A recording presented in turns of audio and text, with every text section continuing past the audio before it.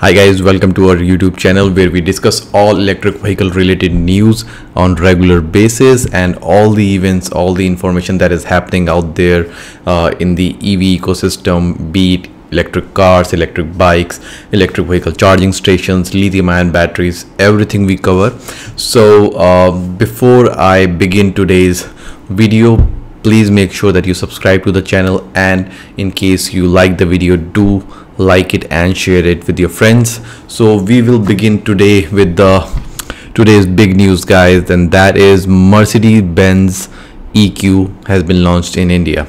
Now I have already spoken about it, that we already have been discussing about Audi e-tron, Jaguar I-Pace, and now enters Mercedes-Benz EQ. If you remember, just 2 days back I had discussed about Jaguar I-Pace, and I had taken you to the website that Jaguar I-Pace has. You can now actually register or pre-book that car, and now comes Mercedes-Benz EQ. This is a luxury segment electric vehicle, and the cost will be somewhere around 98-99 lakhs. So it's pretty costly car, and I'll take you to the technical specification of the car, because I know that you are really dying to know about the battery capacity, range, charging time, all those things, power of the engine and torque. So I will take you to all these things, but first just have a look at the design. And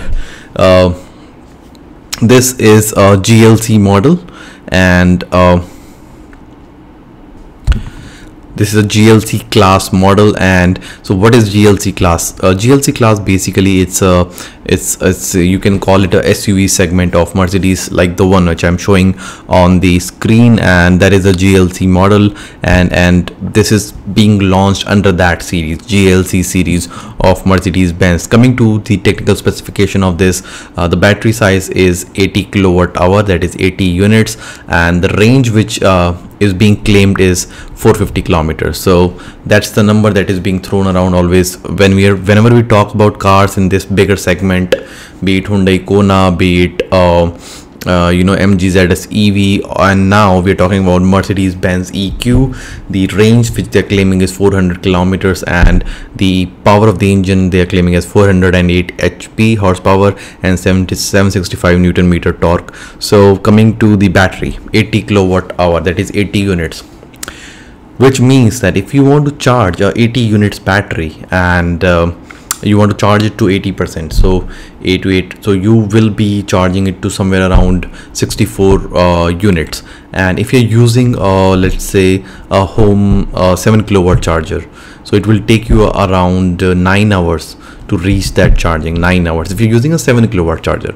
However, if you're using a 50 kilowatt DC fast charger, then you will reach 80% of this battery somewhere around 1 hour 10 minutes or 1 hour 20 minutes.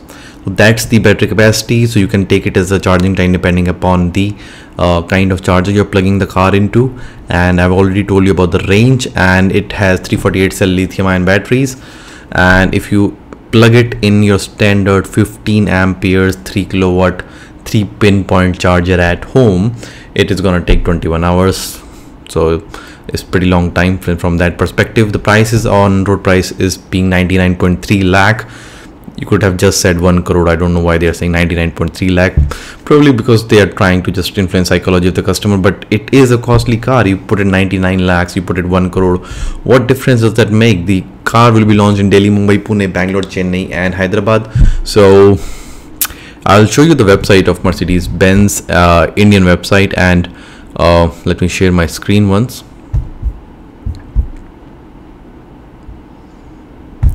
And here you can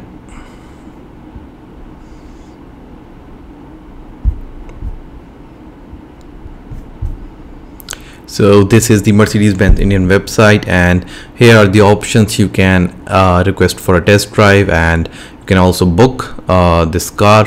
So, and if you go to book now, then you can see the car, you can see the details and the design of the car. You can book the car. You can also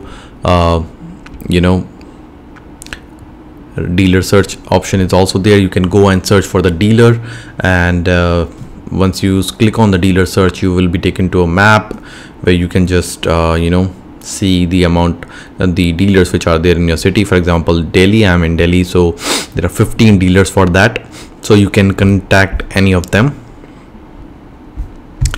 So that was the big news today, guys, that Mercedes Benz EQ now has been launched, and Mercedes CEO has actually claimed that the reason they are launching is because the GST on electric vehicle has been reduced to 5%, and that's one of the big reasons they will be launching and probably manufacturing it as well.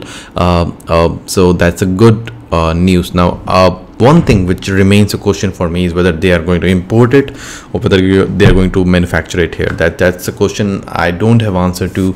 If any of you actually know the answer to this question, do let me in the comment section. And so that was the news today, guys. Mercedes-Benz EQ model has been launched. Now we will be moving on to the next news.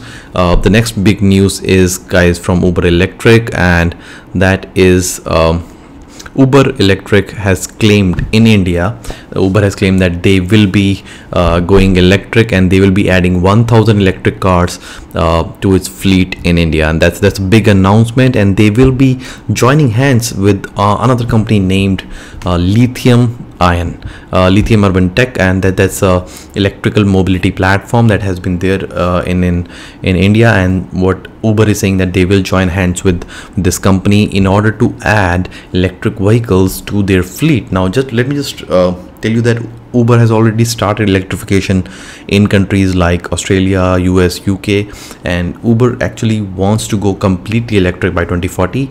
And in these countries, Western countries, it wants to go completely electric by 2030, and it claims that it wants to go electric to reduce its carbon emissions. So that's one of the things.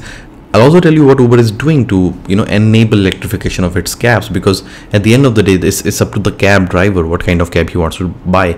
So what Uber is doing is that it's paying extra per trip to the driver if he's driving an electric car, and that amount in US Canada is $1, that is roughly 74 rupees extra per trip to the driver as an incentive.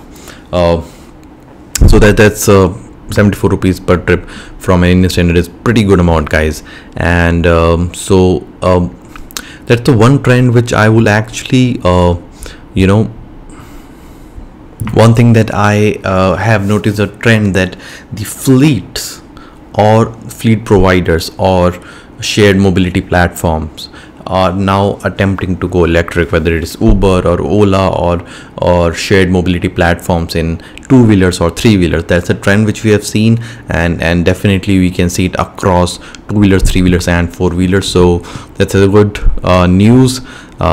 It is actually going to push more electric vehicles and obviously electric vehicle charging stations. We can see that commercial electrification will happen probably before the passenger electrification happens.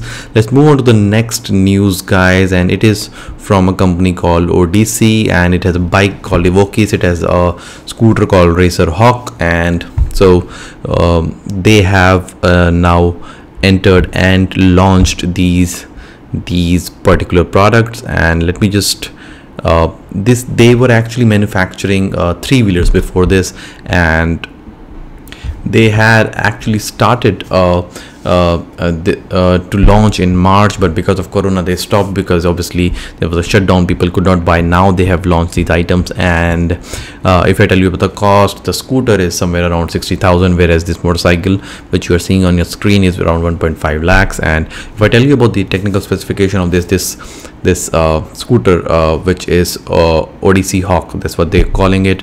It has a 1.8 kilowatt motor, and it comes with a promise of 170 kilometer range. And then there is Odysee Evokis, electric bike, 3 kilowatt electric motor with a top speed of 80 kilometer per hour. So they have they started in 2017 with three-wheelers, and now they have also ventured into two-wheelers and in bike and scooters. So they have a manufacturing facility in Gujarat. They haven't disclosed what kind of components they are using, but the point is that which I can see is that the manufacturing of two-wheelers is picking up really good in terms of startups. I have not seen, or probably you have not seen, many startups into four-wheeler segment. it's just, if you talk about electric cars, it's primarily Mahindra, Tata, or MG, and companies like these who are launching electric cars. But in India, primarily you can see, if we're talking about manufacturing, it's primarily into two-wheelers and three-wheelers, because the startup which we have already discussed in past videos and the startup which I'm discussing right now also into that segment. That's one observation which you guys must have already noticed. So do check out in case you're interested. They have dealerships, so you can just check it out on their website in case you're interested. And yep, design looks of the, if you can see, the bike's design looks pretty good. All right guys, moving on to the next news guys. It's more of an opinion, not exactly news. It's about an article written on economictimes.com. The article has been written by a gentleman named Mr. J. Chima. So it's a pretty exhaustive article which talks about primarily about government's intervention and how government should really help this EV ecosystem, and it discusses some points which I've already discussed, of some things which we already know. What are the barriers and what are the triggers, and how government or anybody else can actually help us into it. So if I talk about the major points which I liked about this article, you can go ahead and read it on Economic Times and see the government of India has already committed to have 30% EV penetration by 2030. That's a pretty ambitious target, and that's why we launched the FAME policy, faster adoption and manufacturing of hybrid and electric vehicle policy. And so that policy has already been launched, and then there have been many instances of where government has come out with, whether they have announced that we will be launching this many charging stations, they have cut the GST rates, they have at the same time trying to protect the domestic battery manufacturing and vehicle manufacturing, and they have reduced the road tax, both state governments and central governments. So there are a lot of initiative which government is coming out with. And also, if you remember, in August 2020, Ministry of Road Transport and Highways actually permitted the sale and registration of 2 and 3 wheelers without batteries. That is also, guys, yes, it has happened. They are permitting sales without batteries, and those vehicles can be claimed under subsidy. So I cannot read out the whole article to you guys because it's very long. It tells you about a lot of things. It tells you about initiative of government of Telangana. If you remember in last video, I'm telling that Telangana is something which is also being looked forward to as a EV kind of state. Very recently, Delhi's electric vehicle policy came out. Very recently, I told that Bangalore or Karnataka is approaching Tesla for manufacturing. So similarly, Telangana is one state which is coming out very strongly in favor of electric vehicles, and it also came out with EV and energy storage policy on August 2020. I will try to cover this policy separately in one of my videos, as I have already covered daily EV policy. Go check it out on my channel. And so the state government of Telangana had made a provision of 775 acres of land for EV manufacturing facilities. And so these were the things. And then the author tries to talk about the roadblocks. So without even reading, I can tell you that what are the roadblocks are. We all know that the roadblocks is the lack of charging infrastructure, range anxiety, that electric vehicles cannot travel across a particular kind of range, and cost. These three: charging infrastructure, range anxiety, and landing cost. These are three primary barriers in the adoption of EV. We all know that. And then one thing which he has pointed out is actually very pertinent, that the conditions in FAME policy are restrictive. That if some of the manufacturers want to get enlisted and they want to take benefit of that subsidy, which they have the government has promised 10,000 crore subsidy under FAME 2, the rules are very strict. Only bunch of 2-wheelers and 3-wheeler manufacturers or 4-wheeler manufacturer might be actually able to take advantage of that. Also, one of the parameter is kind of highlighted as to be the tough one. That is that local sourcing. 50% of the components have to be locally sourced. Now that is a conundrum. That is a confusing question, because there are some equipments, there are some things which is not there in right now in India in sufficient supply. Let's talk about lithium ion batteries. I have repeatedly told that we don't even know if we have enough lithium ion resource. Forget about manufacturing of lithium ion batteries. So that is something we this 50% component local sourcing, is it really mandatory, or can it be relaxed or not?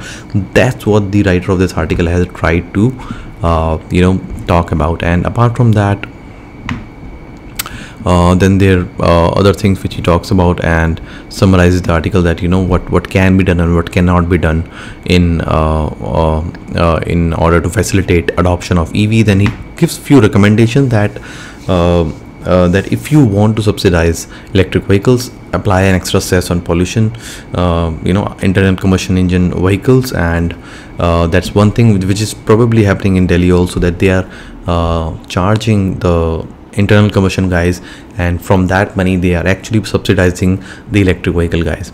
Apart from that, also one recommendation which they have given is that the state government should ease the procedural structure, both in terms of EV manufacturing and electric vehicle charging stations, etc. Government of India actually clarified in April 2018 that you don't need any license under Electricity Act to establish a public charging station. That was a good move. They clarified it. You don't need a license, guys. No license is required. However, in some of my videos I have highlighted the Discom will be involved, because if you're getting a 50 kilowatt charger on your place, you will be needing Discom to get a separate transformer for you, provide a load enhancement facility for you, and provide you separate meter. So definitely Discom will be involved. So we will have to see how that plays, because then it depends on that state government Discom how efficiently they are working. So that's one thing. And then obviously he suggested that we need some research and development facilities in EVs, and policies across countries have to be similar. And to this I will add that we also need skilled labor who can work on electric vehicles, who can work on electric vehicle charging stations, like mechanic, electrician, and a combination of both. So because in traditional car industry you just need a mechanic, but here you need both an electrician and mechanic. So we will also need skill development. That's one of the articles on Economic Times, guys. Go check it out in case you're interested. And apart from that, let's just move on to the next news, guys. It's about sales figures. Sales figures have already discussed that have come out. The market in traditional internal combustion engine car have picked up, and eventually till Diwali most probably the sales will be normalized. Sales were affected during the lockdown because people could not buy cars, and now electric vehicle sales are also picking up. That's what the news is saying. And also three-wheelers is gonna be a key factor, both two-wheelers and three-wheelers. And that's one thing. However, passenger cars, that is something really we have to look after, that whether this passenger car segment will be able to beat last year numbers that were just 3,400. So that is something we will have to really look out for. All right, now moving on to the next last article which is there on your story.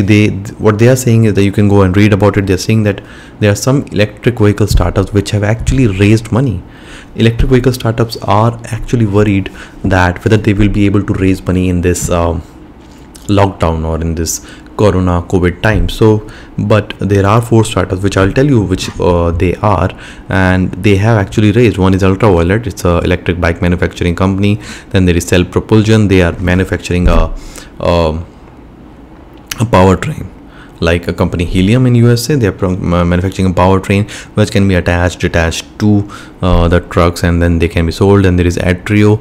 This is again a 3-wheeler mobility platform. And then there is a cab service called Blue Smart, which is again has raised money. These 4 companies have raised money indeed. So let's not just lose hope on electric vehicles so soon. In case you are working on a startup in electric vehicles or thinking of working on a startup on electric vehicles, the things are still, there is still hope, and sales are picking up again. The government is pushing it extremely hard. You just saw that Mercedes-Benz has launched its model. Last week I covered Jaguar I-Pace has launched its electric vehicle model. So definitely things are looking positive, and I just showed you that startups are also raising money. So investors, it looks like also positive. So don't lose hope even in time of corona, and things will definitely improve. And once the festival season comes, Diwali, Christmas, things will be back to normal. Let's just hope for that. So guys, this was my video about today. In case you liked the video, do like and subscribe to the channel, and please subscribe. I share electric vehicle news and events and all the information daily basis, and try to share it on daily basis. But please make sure you subscribe to the channel. In case you have a friend, share this video with him if you think will be useful for him. So let me know what you think about the video in the comment section. See you in the next video. Till then, goodbye.